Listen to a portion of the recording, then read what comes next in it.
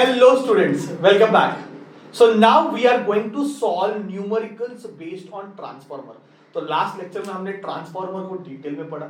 अभी उसके numerical solve करते हैं. बहुत इजी न्यूमेरिकल है क्योंकि कुछ है ही नहीं. कैलकुलेशन पॉइंट ऑफ व्यू भी इजी है, सब कुछ इजी है, कुछ नहीं है सम्स में. ठीक है, तो चालू करते हैं. Numericals based on transformer. तो आपके सामने एक मस्त क्वेश्चन दिया हुआ है जिसमें दिया है, पहले रीड करो क्वेश्चन को, रीड करो, बहुत अच्छे से रीड करो. देखो सामने क्वेश्चन आया है, अच्छे से रीड करो. तो ऑफ कोर्स ट्रांसफॉर्मर है तो दो कॉइल है, एक प्राइमरी और सेकेंडरी, बराबर है. तो प्राइमरी कॉइल में देयर आर टोटल 40 टर्न्स. सामने से बोला है नंबर ऑफ टर्न्स 40 है. It works on 100 volt. 100 volt पे वर्क कर रहा है. पोटेंशियल दिया हुआ है. पावर जनरेट कर रहा है 100 वाट की. तो सेकेंडरी पे 400 वोल्ट चाहिए. If I want to step up, तो from 100 volt I want to step up to 400 volt. तो अगर मुझे स्टेप अप करना है तो कितने टर्न्स लगाने हैं, ये पहला क्वेश्चन है. और सेकेंडरी और प्राइमरी का करंट भी फाइंड करना है. चिंदी है ना यार, कुछ नहीं कर सकते, बहुत सिंपल वे में हो जाएगा. सबसे पहले जो ट्रांसफॉर्मेशन रेशियो क्या है, ES upon EP is equal to NS upon NP is equal to IP upon IS. Current के लिए उल्टा है ना, बोलो बोलो बोलो बोलो बोलो, करंट के लिए उल्टा है या ना? यस, करंट के लिए उल्टा है. तो ES upon EP is equal to NS upon NP. तो ES upon EP is equal to NS upon NP. ये लगाते हैं. What is ES? 400. What is EP? 100 is equal to what is NS? मुझे फाइंड करना है. What is NP? 40. तो ये cut गया भाई. तो नंबर ऑफ टर्न्स कितने लगाने पड़ेंगे? 160. तो मुझे सेकेंडरी में 160 टर्न्स लगाने पड़ेंगे. कितने टर्न्स लगाने पड़ेंगे? 160 टर्न्स. तब जाके ये मिलेगा. सिंपल. पावर का फॉर्मूला पता है प्राइमरी का. पावर का फॉर्मूला क्या है? IP EP. तो भाई मुझे करंट इन प्राइमरी चाहिए, तो पावर को EP से डिवाइड कर. कितनी पावर जनरेट हो रही है? 400.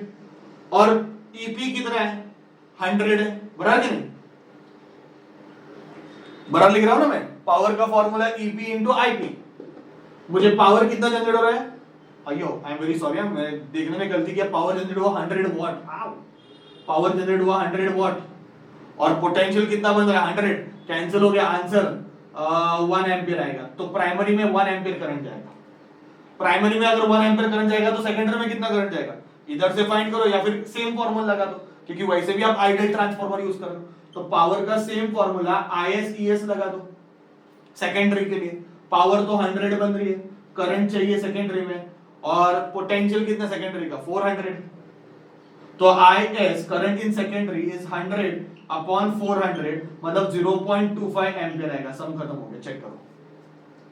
सिंपल है. तो ट्रांसफॉर्मेशन रेशियो दिया था, इससे तो ये तो फटाक से मिल गया. करंट इन प्राइमरी पूछा था, पावर दिया है, E दिया है, पोटेंशियल दिया, पावर दिया, करंट तो कोई भी निकालेगा. एक बार आपको प्राइमरी का करंट मिल गया तो सेकेंडरी का करंट आप इसे निकालो या फिर यही फॉर्मूला लगा लो, क्योंकि पावर तो सेम ही रहने वाला है, क्योंकि ये आइडियल ट्रांसफार्मर है. तो जो प्राइमरी के लिए पावर यूज हुआ वही सेकेंडरी के लिए यूज होगा. सम सॉल्व करो, आंसर आ जाएगा. इजी. एक और सम आपके सामने, एक और सम आपके, मतलब एक्सप्लेन नहीं करना होगा, डायरेक्ट लर्न करो फॉर्मूला यार. मतलब दे दिया, 1 मार्क का क्वेश्चन आ सकता है कि दो कॉइल है ट्रांसफार्मर में, प्राइमरी और सेकेंडरी, दोनों का सेल्फ इंडक्टेंस म्यूचुअल इंडक्टेंस दिया है. तो एक कॉइल से दूसरा कॉइल कितना फ्लक्स ट्रांसफर होगा, कितना परसेंटेज ऑफ फ्लक्स ट्रांसफर होगा. Please learn this formula. कई एग्जाम में आ गया तो ऐसा नहीं कि बाबा मार्क्स चले गए. कितना फ्लक्स ट्रांसफर होगा, तो फॉर्मूला है M/L इंटू 100.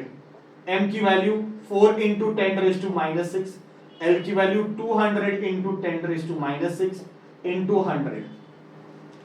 बच्चों अभी आप देखो, ये कैंसिल, ये कैंसिल, ये कैंसिल, ये कैंसिल, ये कैंसिल, ये कैंसिल. 2 1 जा 2 2 जा, तो 2% इतना फ्लक्स क्या होगा? ट्रांसफर होगा. एकदम सिंपल वे में हम लोग के लिए. तो ये फॉर्मूले याद रखो.